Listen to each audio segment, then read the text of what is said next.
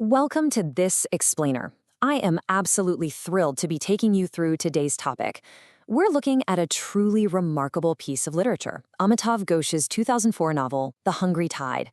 Now, what's so incredibly fascinating about this book is how masterfully Ghosh intertwines the deeply fragile ecology of a very real place, the Sundarbans, with the very real marginalization of its people. This isn't just a story about nature, and it isn't just a story about politics. It's this stunning, complex web of interconnections where human survival and environmental preservation literally collide. The danger here? It's completely visceral. As Ghosh noted when he was discussing his 4 years of on-the-ground research for the novel, the mangroves are so thick you can't see the tigers, but the tiger is always watching you. The Sundarbans is a landscape of perpetual uncertainty. We're talking about an environment where around 300 people are killed by tigers every single year.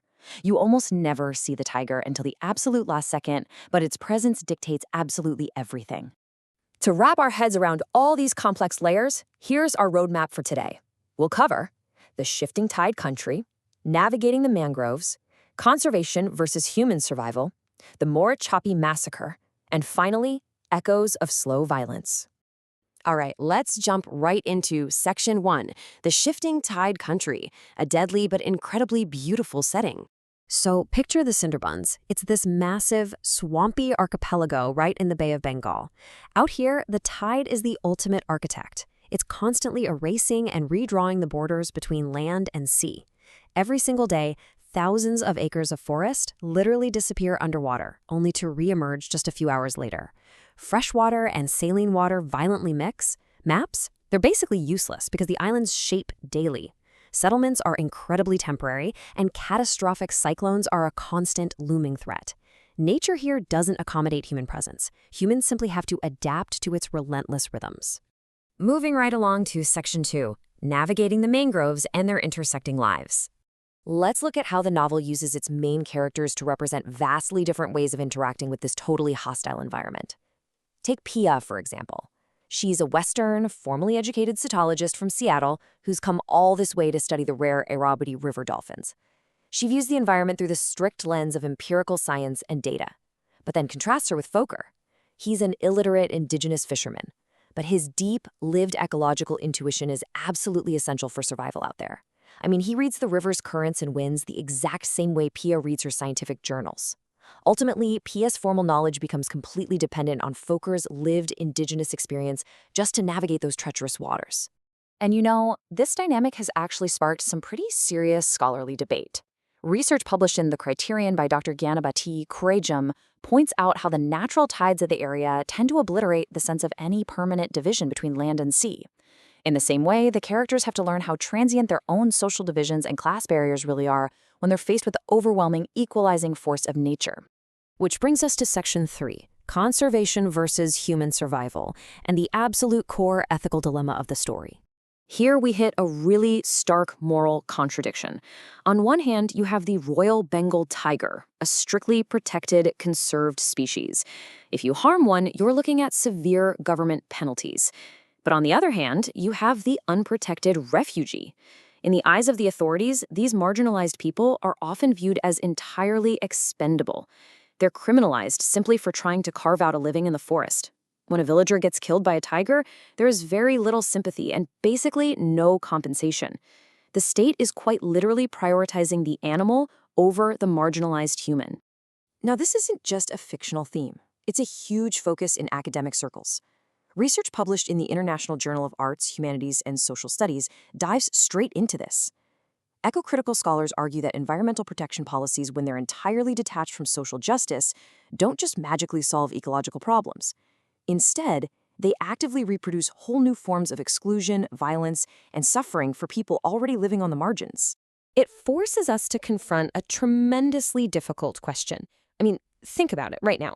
Should a government prioritize wild animals over human beings? Should it allow the clearing of forests for desperate human settlement, even if the price is losing endangered wildlife? Or should it forcefully stop those settlements at the direct cost of human life? It's a heavy question, and one that Ghosh refuses to give a simple answer to. To see how this plays out in reality, we move to Section 4, the Morichapi Massacre and its historical trauma. Let's walk through the timeline here, because this is the real-world historical event that serves as the tragic climax of the novel's backstory. Back in 1978, thousands of displaced refugee families who were fleeing terrible camp conditions in central India settled on the island of Morichapi in the Sundarbans. They actually built up infrastructure and started cultivating the land. But the left-front government of West Bengal claimed the island fell under the Reserve Forest Act to protect the tigers. So in January 1979, the government enforced a brutal economic blockade. They cut the refugees off from food and medical supplies, and police firing began. Finally, between May 14th and May 16th, 1979, the government ordered a forcible eviction. According to historical accounts, this resulted in a full-scale massacre. As the text describes it, it was as if war had broken out in the quiet recesses of the Tide country. The sheer scale of the violence was horrifying. Dozens of police boats completely encircled the island. You had starvation, tear gas, rubber bullets, and sunken boats. Activists and survivors estimate that around 7,000 men, women, and children were killed in the government action. These were people who were already fleeing hunger and war, and they were violently evicted in the name of wildlife conservation. This brings us to our fifth and final section, Echoes of Slow Violence and Modern Climate Displacement. To really grasp what's happening today, we have to look at this concept called slow violence, which was coined by scholar Rob Nixon. Slow violence is delayed, gradual environmental destruction that's dispersed across time and space. Because it unfolds so gradually, and honestly, often completely out of sight, it's typically not even recognized as violence. But what it does is transform environmental degradation into a quiet, deadly threat that overwhelmingly and disproportionately hits the poorest and most marginalized communities.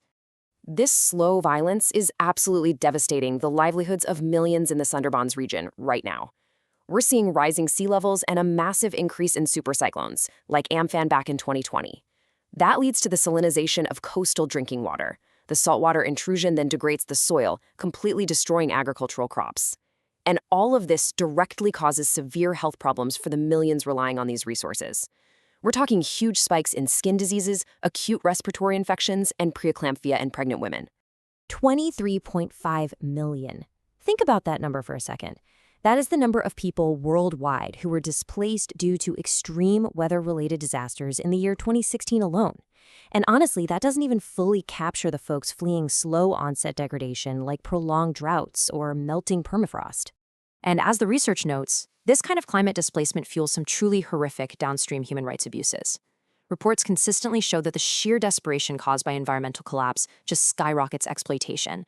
This includes the tragic sex trafficking of underage girls, who are often bought or abducted and then held captive by phantom debts in Bangladeshi brothels, while corrupt law enforcement frequently looks the other way. The vulnerability created by a fragile ecology directly feeds into deep, deep social marginalization. And the future projections? They are severe. 18 million. It's estimated that up to 18 million people in Bangladesh alone might have to move due to sea level rise by the year 2050. This is a rapidly escalating global issue, and the Sundarbans are sitting right on the absolute front line of these impacts. Which brings us to a critical question I want to leave you with today. How can we build an environmental ethic based on coexistence rather than exclusion? Amitav Ghosh's The Hungry Tide shows us the very real, tragic human cost when conservation policies just completely divorce themselves from social justice. It challenges all of us to rethink our moral foundations in a world that's deeply marked by inequality and a growing climate crisis. I really hope this explainer gave you a fresh lens to view these vital issues. Thank you so much for joining me, and as always, keep exploring.